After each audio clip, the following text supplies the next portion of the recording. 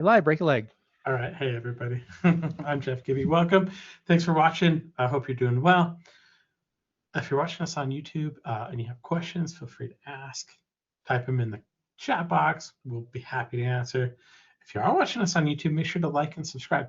Helps a great deal. We really appreciate it. Helps us keep bringing great guests on to talk about things like mastering global markets. Let's see. If you're watching this on GoToWebinar, just ask the question in the questions box. That's all you need to do. My name is Jeff. I'm just kicking us off today, so I'm going to kick us off with a standard legal disclaimer. Today's demonstration is designed to instruct you on using MetaStock and the accompanying software plugins. It is not a recommendation to buy or sell, but rather guidelines to interpreting and using specific indicators and features within the software. The information, software, and techniques presented today should only be used by investors who are aware of the risk inherent in trading. MetaStock and its employees shall have no liability for any investment decisions based on the use of the software, trading strategies, or any information provided in connection with the company. MetaStock and its employees do not endorse the purchase of any security, nor are they paid for the promotion of a security. No information contained in the presentation today should be construed as investment advice or the solicitation to buy a security. So I hope you enjoyed that. Today we do have a special guest. He's going to be talking about the global markets. David is our guest today. He's a macro trader. He's going to be talking a lot about kind of the influences of kind of global politics and oil and prices and all kinds of good stuff. So without further ado, David, let's get you started. How you doing? Oh, hey. There you are. Hey, everybody. Hey, here I am. Good to see you. Presentation, nice. You can actually share your screen now too if you'd like to. Oh, okay. Let me share my screen then. Let's get it going. There you go. So perfect. Quite a lot of stuff going on over here. Yeah, there's a little bit of stuff going on. I will. I'm going to get out of the way though. I'll make it for one less thing going on. It's your turn. Go ahead and get us going. Okay. Thanks for having me again. I really enjoy participating in webinars with you. And as partners or as a user of the MetaStock products, it's nice to be here. So today webinars is about trading multiple asset classes, but using one specific asset class category as a baseline. For those who doesn't know, I'm a futures trader. So futures market are my instruments. I don't trade stocks. I don't invest in bonds. Nothing else. I'm a intraday trader. So by the end of the day, on my outright trades, I'm out. On the next day, I start. If I'm not at the PC, I'm not in a position. That's an exception just for my short-term interest rates spreads, but that is not my main area, I would say. So what a week to make a webinar. We decided to have this webinar like 1 week ago, just 1 week ago, and then we had these geopolitical problems, which aren't nice for anybody, but as traders, they present a lot of opportunity. Everybody knows what happened. The war escalated. We have an unprecedented narrative now, which is the Strait of Hormuz is closed. And that is a very important aspect. It didn't happen for a very long time, not for so many days. Many Middle East countries are involved, which is also not in the recent history. It is unprecedented. So it is really a good week as a traders, and for me to have this webinar today. First off, I am going to show you, this is obviously I use Zenith mainly, and this is my main informational platform. I use the news monitor, I use the overall news, the articles, the live feature, it is wonderful. I use it for some other stuff like monitoring some quick, these are delayed data, about 15 minutes delayed data, but like these are short-term interest rates so far. I think that I showed them in the previous webinar, so go check that out. But I often talk about them. But yeah, some monitors for curves and so on and so forth to monitor every aspect of what I do day by day. Let me close this up, and you would be probably impressed by the amount of stuff that is going on over here, and a bit confused as well. So look at what is on the screens right now. We have, it is organized by, everything is organized by, I will start by, obviously this is my main dashboard. This is where everything is going on. This is where I take my decisions ultimately when I have to click the buttons and I already put every idea, everything together. This is the last point of action. So over here in the top left corner, up until here, we have the treasuries, the treasury futures. We have the ZT, ZF, ZN, ZB, and the UB. This is pretty much all of the only the TN, the ultra 10-year futures is missing because I don't trade it, and I also already have ZN. But this is the whole year curve. This is telling me in what health the American economy is right now, what the market is pricing in the duration markets, so the longer duration markets, and especially this part over here, the ZN, is where everything gets going. This is my main compass, my main everything evolves around the ZN and propagates to the rest. What I have is these over here are my main markets. Everything else is relative to them. This is my safe place to go. This is my calm and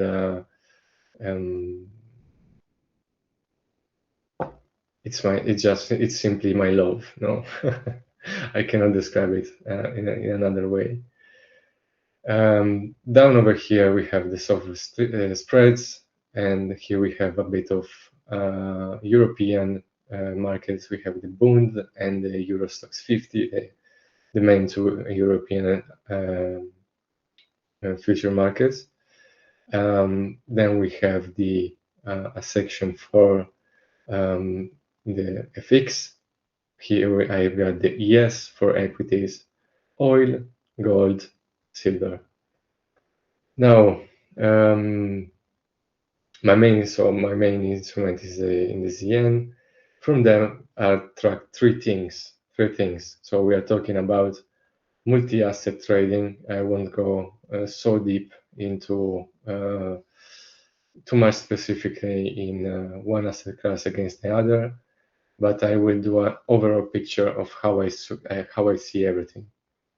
From the yen, I track three things. The first one is the yen, the 6J.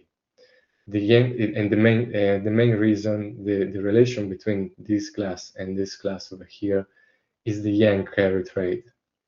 The yen carry trade is to borrow the yen at near zero because of the Japan's policy of near zero rates for so long, for almost 30 years, and now it's unwinding. Park it in US Treasuries at 4%. When the yen real yields fall, the spread between the yen, the 10-year yield, for example, and the yen rates, the Japanese rates narrows. The carry gets unwound. People buy yen back. So it's a simple relation. So this is the yen. It's not the USD JPY. So it's directly the yen. You can see how many numbers there are, the decimals. So when the carry trade unwinds, yen goes up, yen goes up, and so on. Direct relation. You can see it today. The yen is near the tops. The yen is near the tops. A couple hours ago, when they started moving, they were both at the lows. The signal came from the yen. I can trade both altogether, maximize my exposure on a directly related instrument. You can see that the range on the yen is quite tight. So sometimes it might jump off from the lows, or maybe I'm distracted, I'm reading something, I'm reading some articles, I'm waiting for some movement, I miss the move.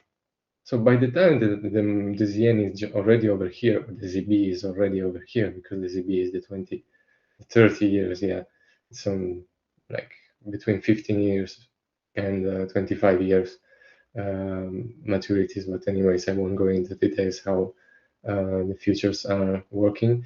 But anyways, by the time the yen is over here, I already missed a lot of the movement. So the yen, you can see, if it was over here a couple hours ago, see where is it now? That's a lot of opportunity to get in. Also, it will move up. It will back off 3, 4, 5 ticks. It gives me an opportunity to enter off on a retest of the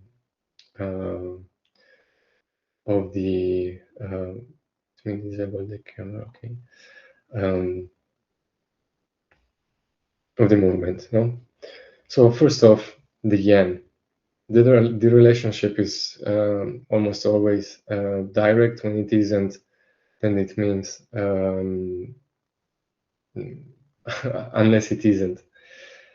It happens. So in that case, if something is confused, I check out what is going on, why it's going, why, for example, the yen is lower. But there are mechanisms that might break up this correlation. If I notice, how do I notice on a given day if this correlation is holding? Of course, I have my scripts. They calculate the correlations over a shorter or medium or longer time frame, and that gives me an idea. But ultimately, I just see how they're moving, where they are, how they're moving. If the yen buys, and I mean, if the yen buys, they might be on the same bid ask, no? So it isn't a clear movement. On the treasuries, there doesn't have to be a clear movement to see if there is movement. It's not going to sweep always, but maybe it's a substantial buying that keeps going, keeps going, and I see if they're moving. If there is a blast of buying on the yen and there is a sweep up on the yen, then that means that the correlation is quite holding. But then, of course, I see if the yen moves a tick, the yen has to move. Overall, that kind of stuff, simply. Then we have, let me center off everything. Then we have the next thing that I look at is equities, because there is a direct correlation, the risk of correlation, which is the best kind of trades that you can get between the yen and between the treasuries and the equities is risk of sentiment. If something is going bad in the equity space, money is going to flow into treasuries as a flight to quality, and the inverse correlation will be extremely noticeable. And while you're buying this yen, you could sell the ES. ES is going to be much more jumpy. It's going to make much wider ranges on the way. So the management is quite different. But if a flight to quality regime is in place, then you will have the yen straight going up. It will be back ticking, but never eating back like more than 2 ticks or 3 ticks. And until it is buying on a given day where you have such a risk of sentiment, you just can keep selling. Yes, I'm not saying that you should trade by just correlations, because that's wrong. That's not what I'm trying to say. But that's how I look on this screen. On this screen conveys, I would say, funnels all of the information that I'm taking from other sources, which are some kind of charts, the heat maps, which I look at on Bookmap, of course my scripts, my agents, which I'll be talking later on in this webinar maybe, but like anyways, and things like that. So I'm really not saying that if you are a beginner or anything, or somebody that trades equities and wants to look out at treasuries, it's not like yes, sells, so let's buy Z, and more often than not that's going to be true, but that's not really what I do. Like, I mean, you should have like an understanding of all the markets that you are trading.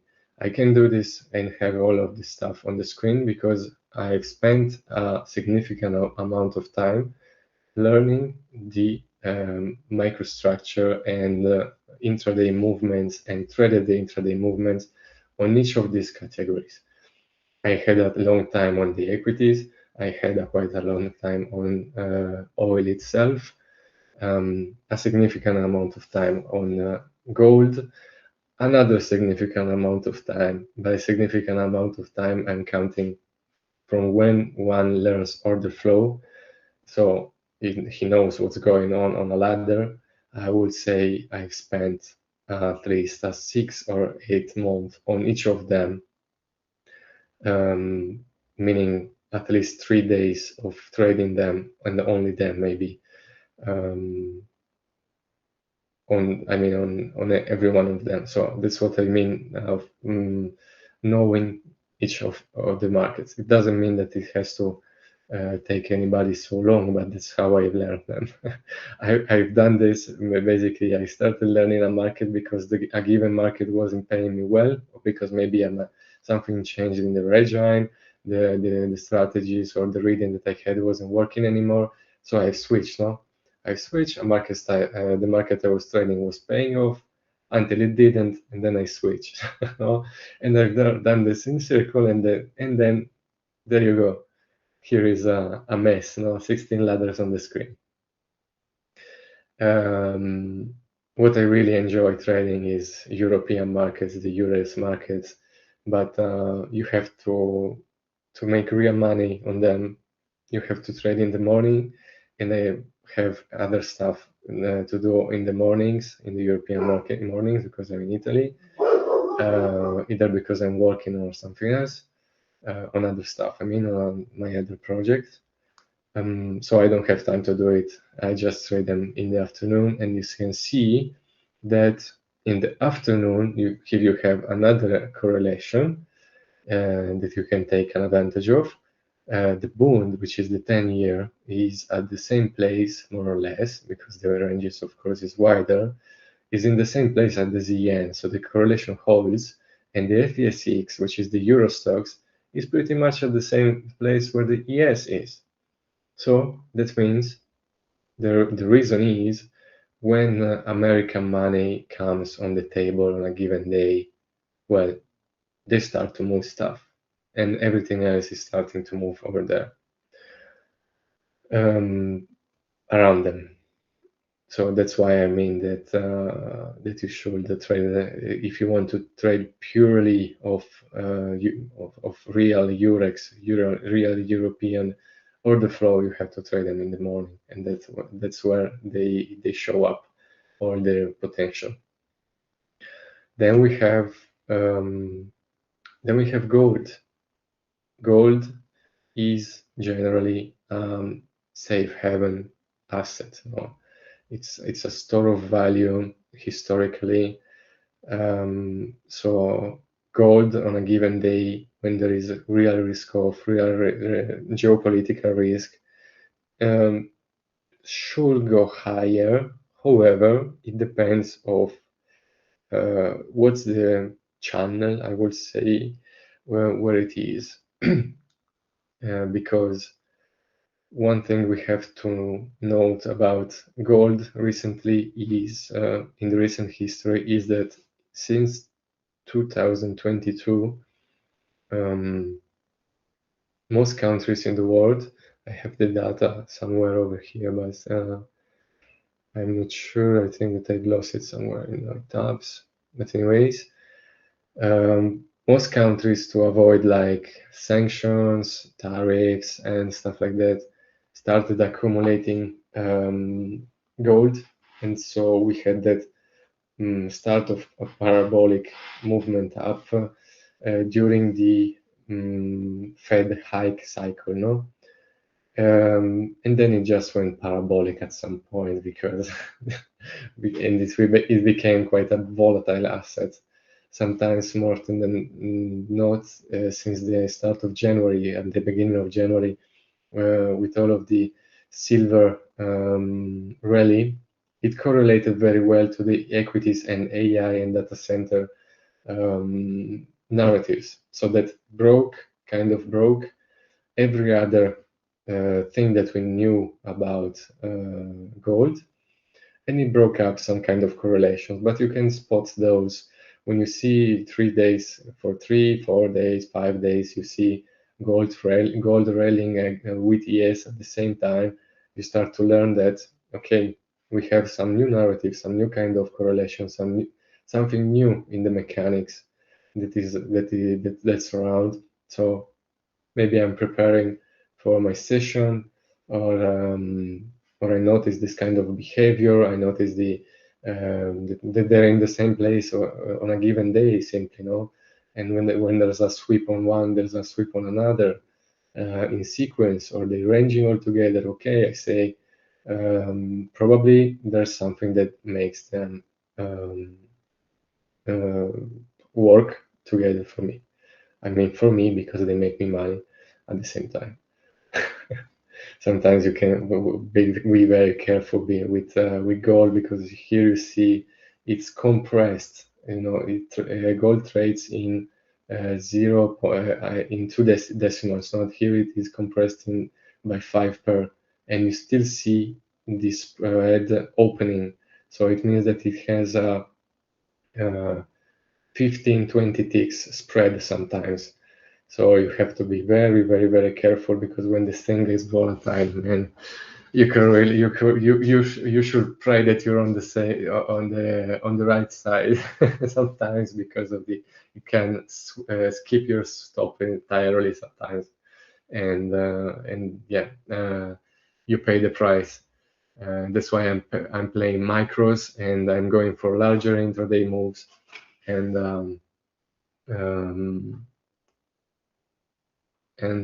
yeah, you got to be careful. Then you have oil, which is the main driver nowadays because of Hormuz, and right away we are having Putin saying, I think, that there was an attack on a Russian tanker. Yes, that is going.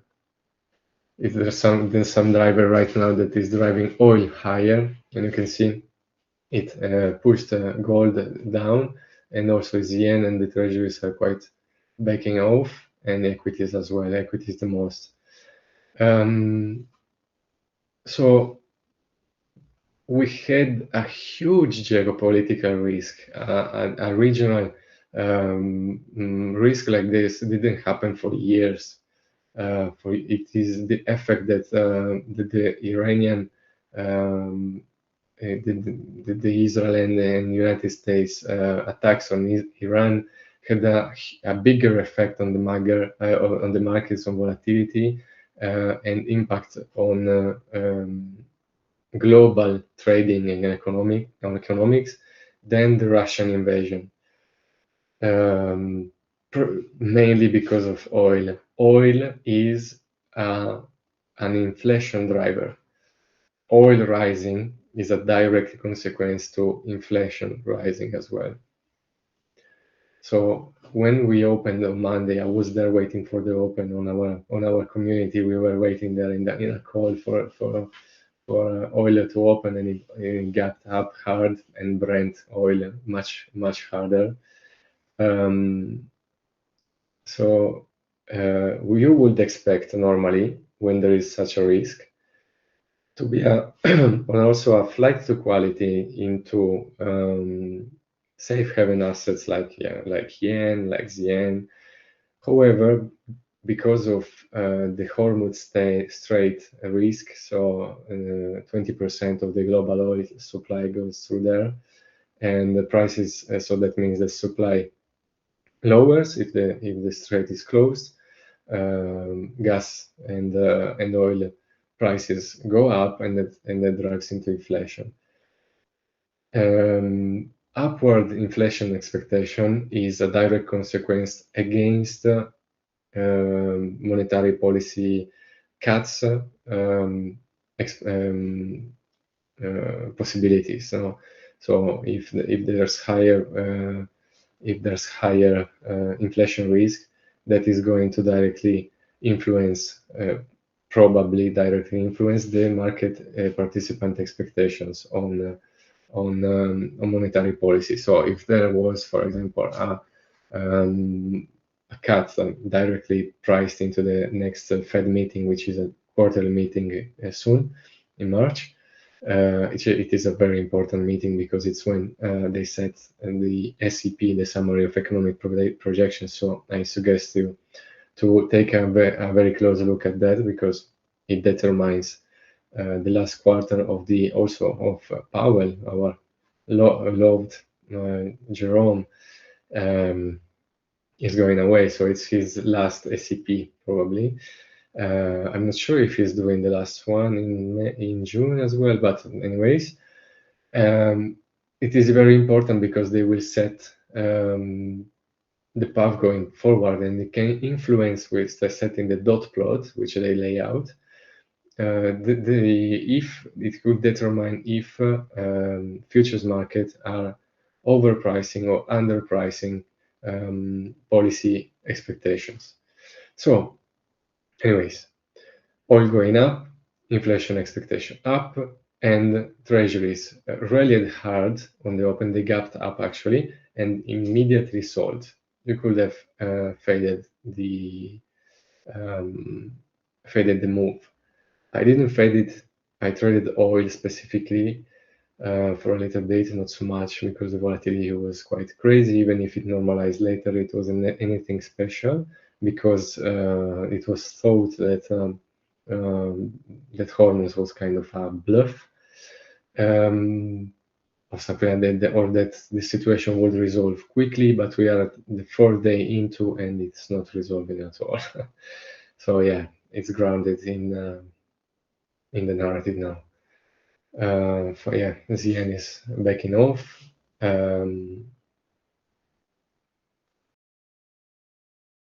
So I probably assume that if somebody never saw a ladder or isn't a ladder trading,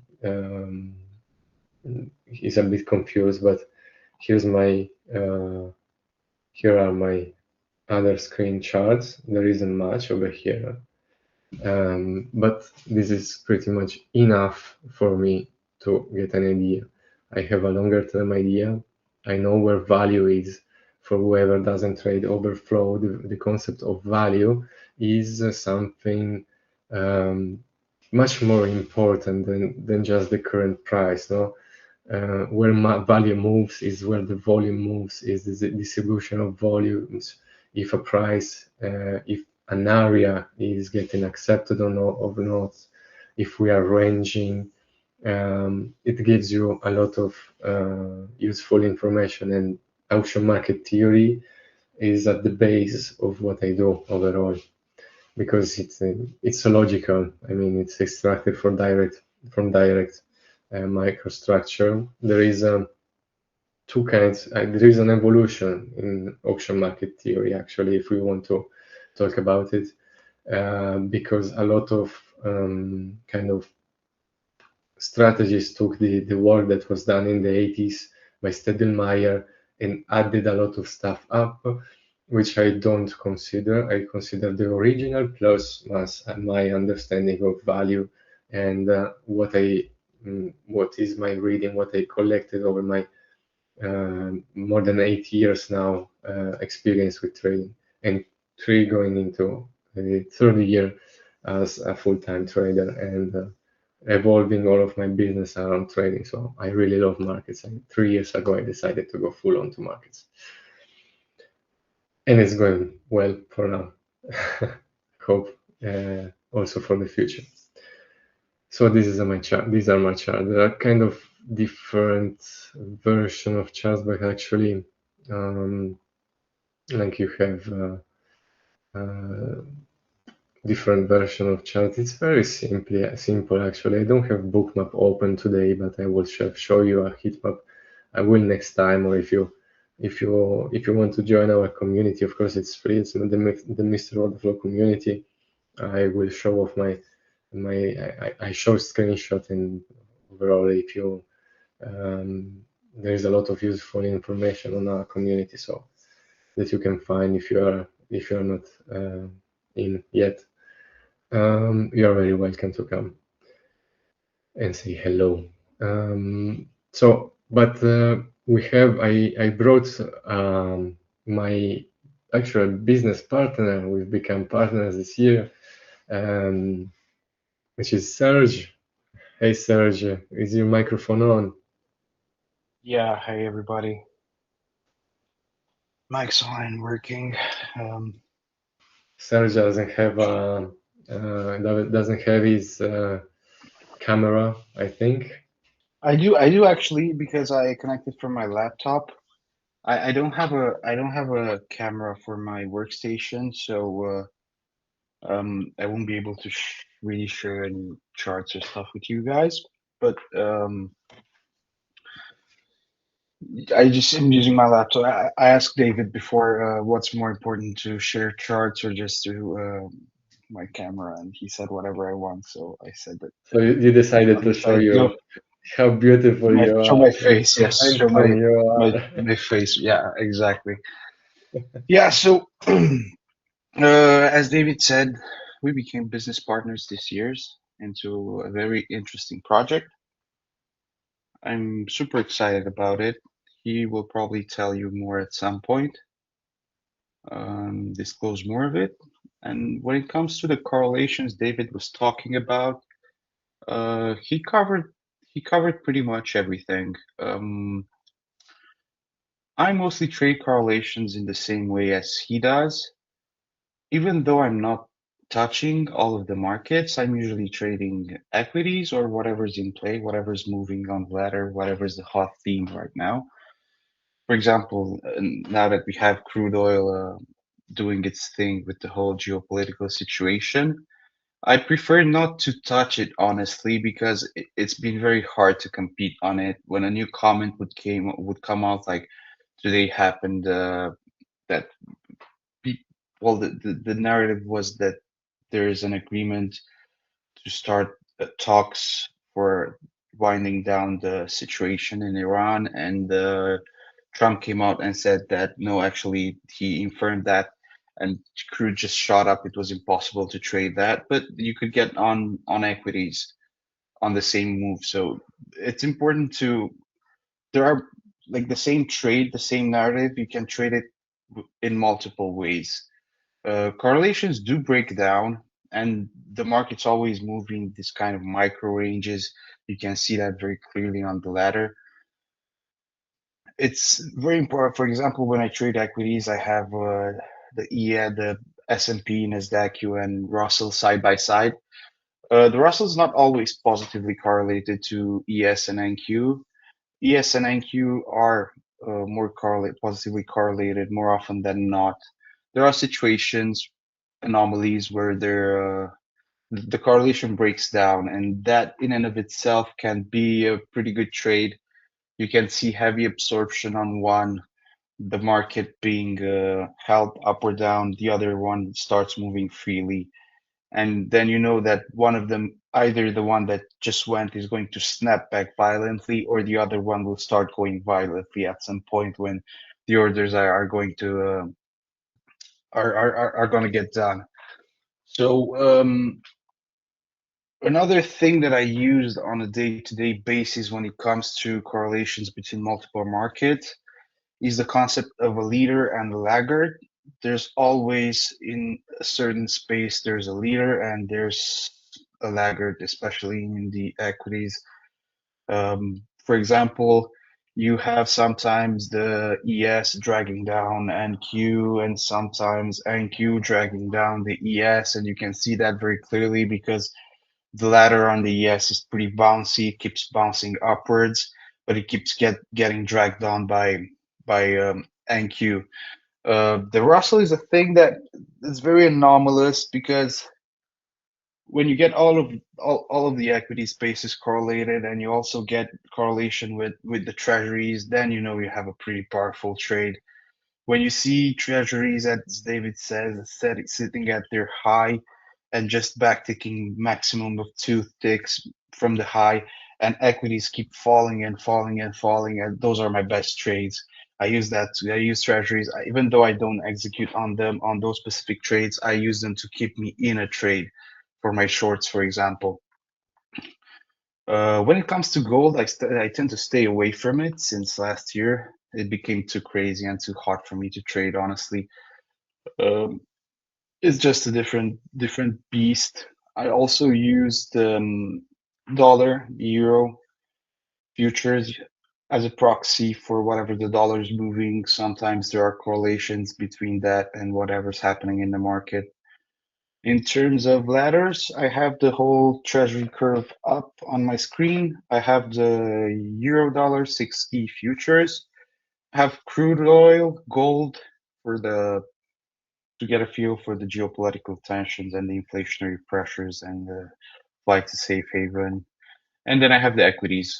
And basically, that's all that I'm looking at in terms of price ladders. And of course, I have 3 more screens full of charts.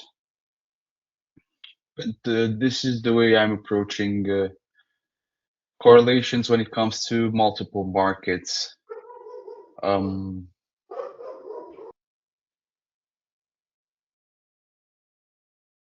Sorry for my doggo. My doggo is getting mad because there's something outside. I don't know if you hear that.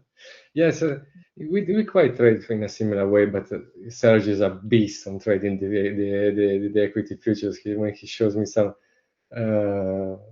his PNL for some days when the equities are rallying, he keeps saying, I kept adding at every low." By the end of the day, wow. Yeah, so we quite trade in a similar way. So it's just that I might sometimes double a bit more in some other markets. I've really much liked to trade gold since the beginning of the year, even if it was very volatile. I was just waiting for it to, all of this time on reading order flow and learning the market.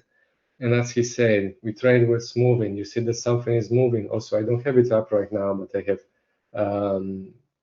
audio feedback from Bookmark from an add-on that's called Market Pulse, which is amazing.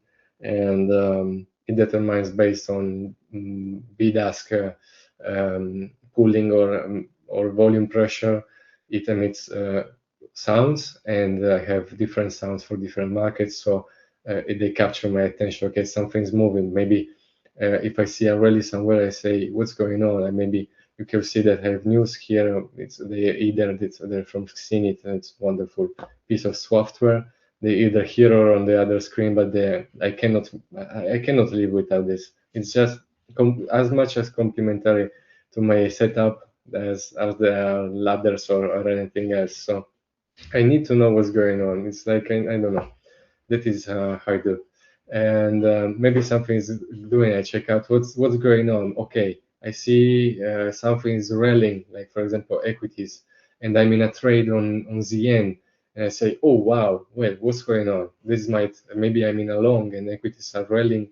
I say maybe it's time to get out or at least check out if it's time to cut off some risk, no?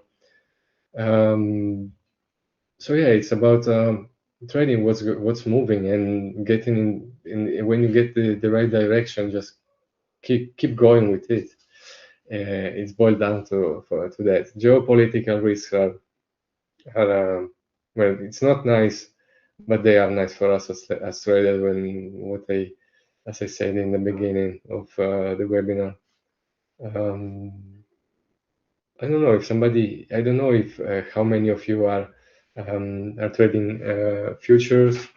Also, this is also just some part. This is the execution part of the outrights. I also trade mid-term spreads on the short-term interest rates, like the SOFR, the 3-month SOFR futures, 1-month SOFR futures, Fed fund futures, spreads between them, intercommodity spreads.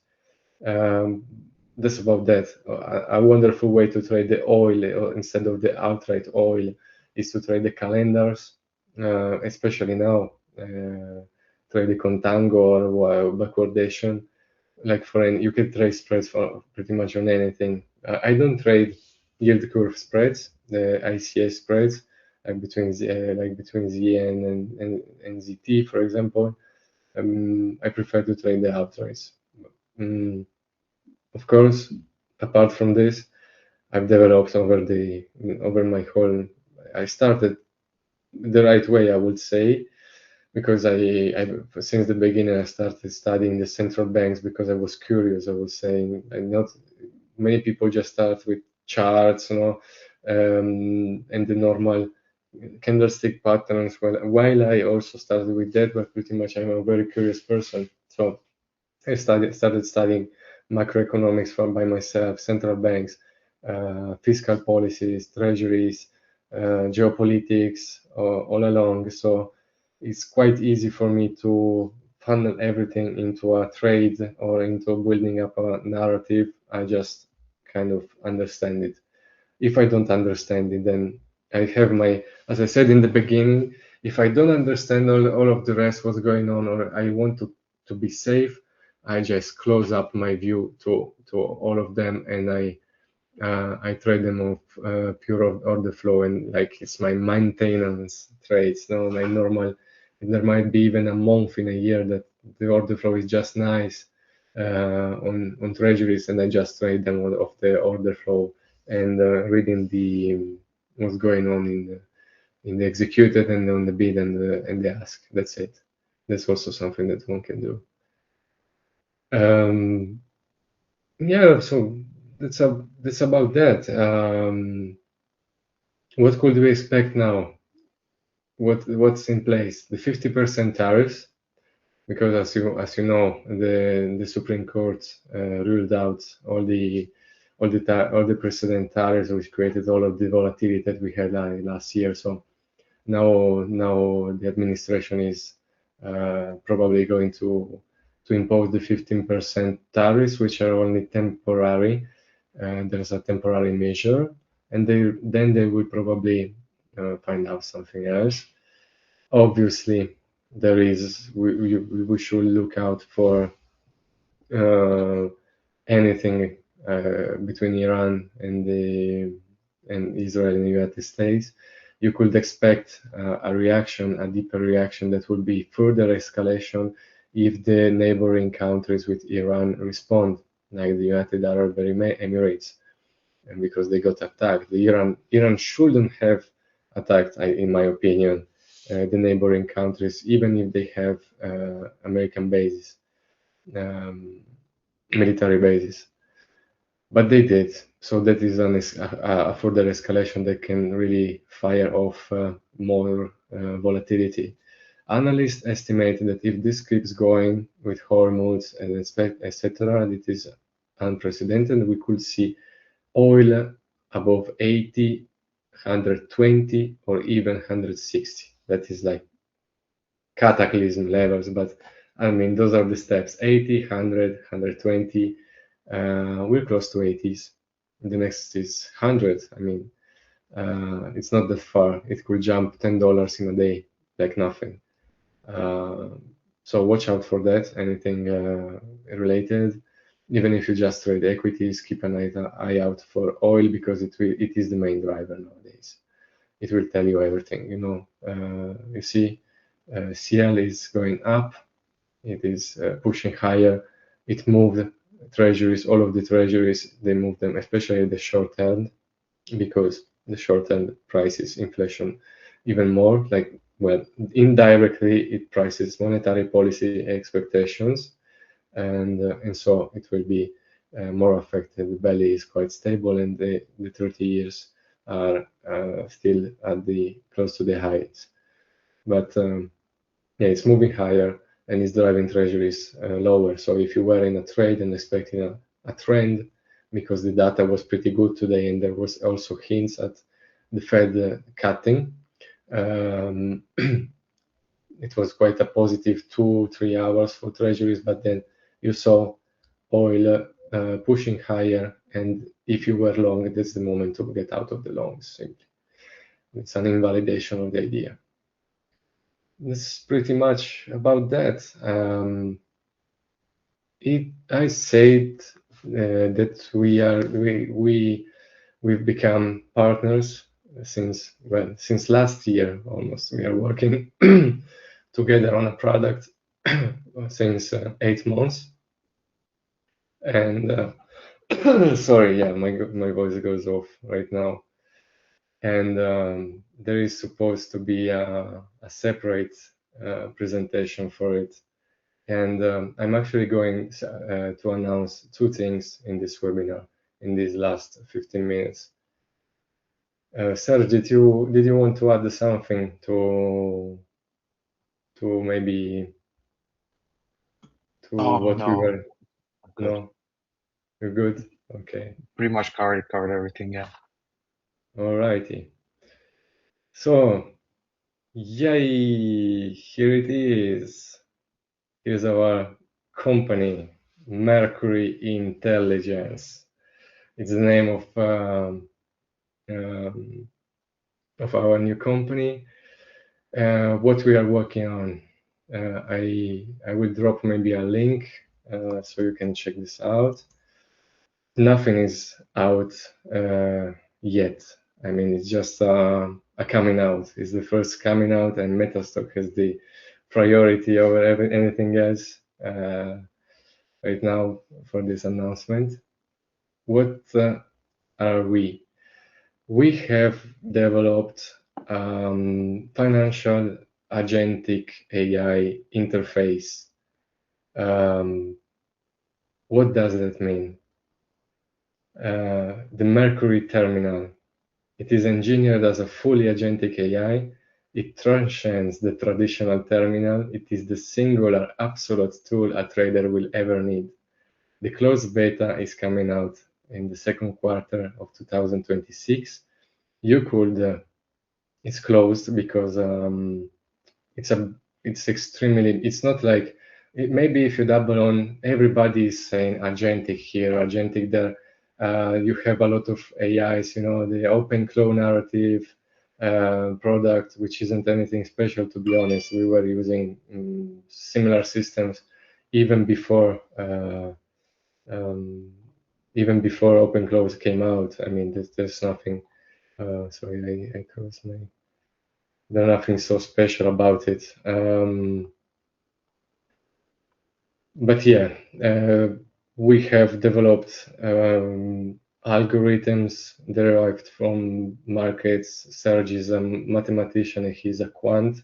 So we have powered an agentic AI, a custom interface. I mean, it's not like taking Claude code and filling in time series data or some random scripts on MACD divergences. No?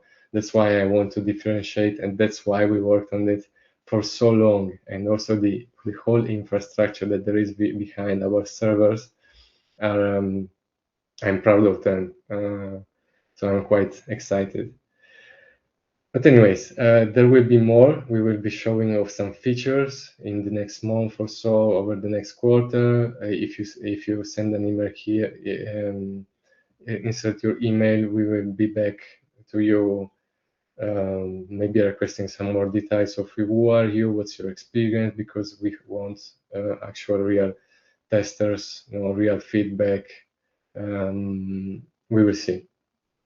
And yeah. The next thing that I want to announce is that we are running a 2-month educational program.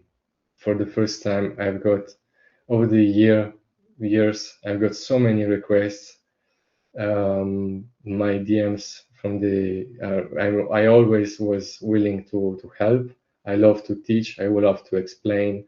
I love to stay in the community because I'm like that as a person. In my previous job, I was a manager, a logistics manager. I like to talk to my team.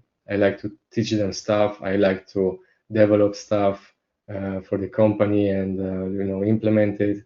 And so that translates kind of into how I am into trading. Now we have the community because there aren't floors anymore. They're not so popular. So we have online communities, and Discord is extremely. It became like the single one platform where all of that conveys.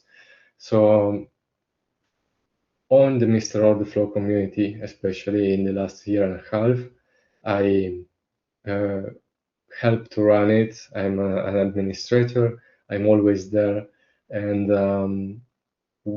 I hope that I helped people like understand these markets, show off some useful stuff, and some of them like became kind of standard, I would say, strategies or understanding, especially when it comes to the treasuries. So yeah, I decided to run a 2-month program. It's going to be different because they are going to be, it's not a course, like one-off course, you buy it and you get a course, pre-recorded lessons. Yeah, hit me up if you have some questions. No, it's going to be live lessons where you could ask questions, rewatch them because they will be pre-recorded, they will be recorded and available. There's going to be more than 70 hours, only 30 spots available because of the nature of how it is structured. Questions, community, engagement, all together for the whole 2 months. We will be basically together every day for whole sessions. So that's why I limited it to 30 spots, and we'll see it might become, no, maybe not less. I think 30 is fine. I've run something like this recently with an Italian community, for an Italian community, and it went very, very nice. I enjoyed it. That's why I decided to do it in English as well. Yeah, check out the website. It's going to cost 1,200 euros, which is very cheap for the amount of hours and effort. It's going to cover foundations, central banks, steer futures, how to trade news economic days, what the Treasury does exactly, how to translate all the theory into actionable data points, which I use every day, which what I showed you today is a very little part of what is the foundation to come out into it. It's going to actually be 10 weeks because at week 5, this is a consolidation week. This server remains active for questions, sudden discussions, self-organized group session. If somebody was left behind, it's going to be a week to recover, ask me more questions. I really care that everybody is happy and everybody takes value out of it. So yeah, these are the fundamentals. You can see that before we get to the multi-asset trading that I explained today, which are week 8 and 9, there is 7 weeks of consolidation of practice on the fixed income markets, because of course it's going to the base, the safe place, the safe haven, the quality time is going to be spent on fixed income trading. We are going to have 3 guests, maybe more. I will see if a great friend of me is going to join us, but he's very busy nowadays, so we will see. Of course, Mr. Order Flow, the owner of the community, during week 2. When we finish, we are about to start the real practice on the yield curve. He will hold an afternoon lesson, a 3 hours lesson, like more or less every lesson will be 3 to 4 hours with a part of theory, a part for question on theory, and then a practical application of the concepts, if possible, of course, if they were concepts where something like this can be done. So 3-4 hours lesson. Then we are going to have CRISPR, which is a great friend as well. During week 8, he will explain advanced equities strategies.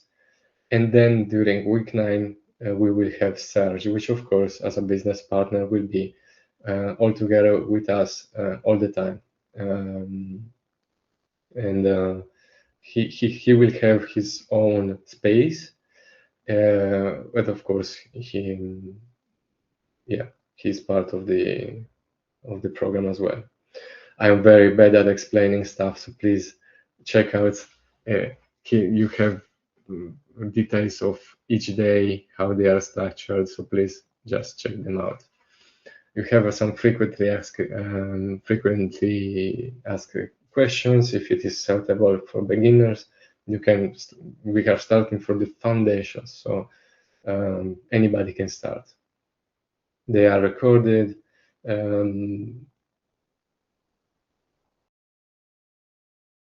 Pretty much everything is explained over here. There isn't a direct payment link. We are requiring you to apply for enrollment, and we will get back within 48 hours directly with an invoice if you were accepted. Due to the scarcity, I mean, due to the reservations, if you can submit your application to reserve your spot. Of course, it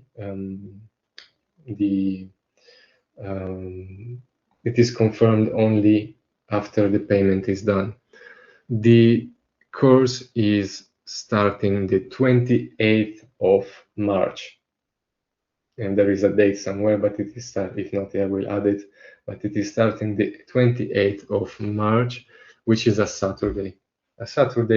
It won't even be a first lesson. It will be a lesson to know each other, explain you how this Discord is structured, because each lesson we have its structure for questions, etc., for resources, etc. We will know each other, so it will be a Saturday, easy for everybody to know each other.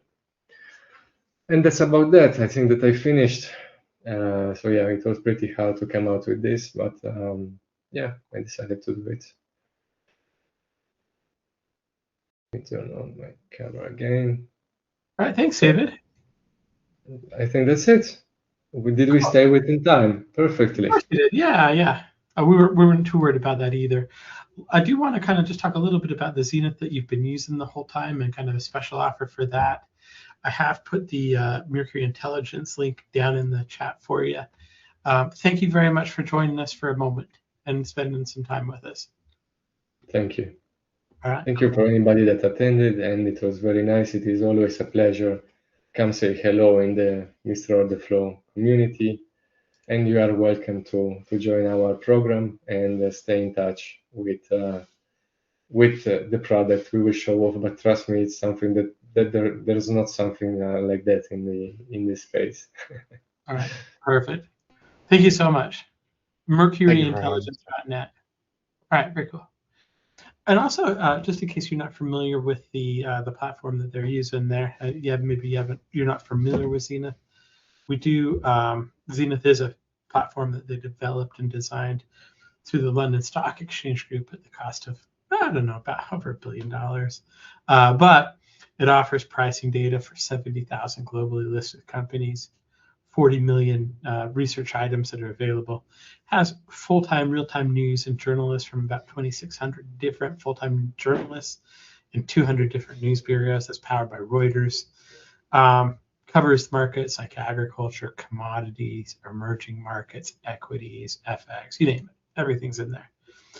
It's really, truly an institutional quality product. If you're a hedge fund and a bank, it's a product that's developed for exactly the hedge fund. It's developed for a hedge fund.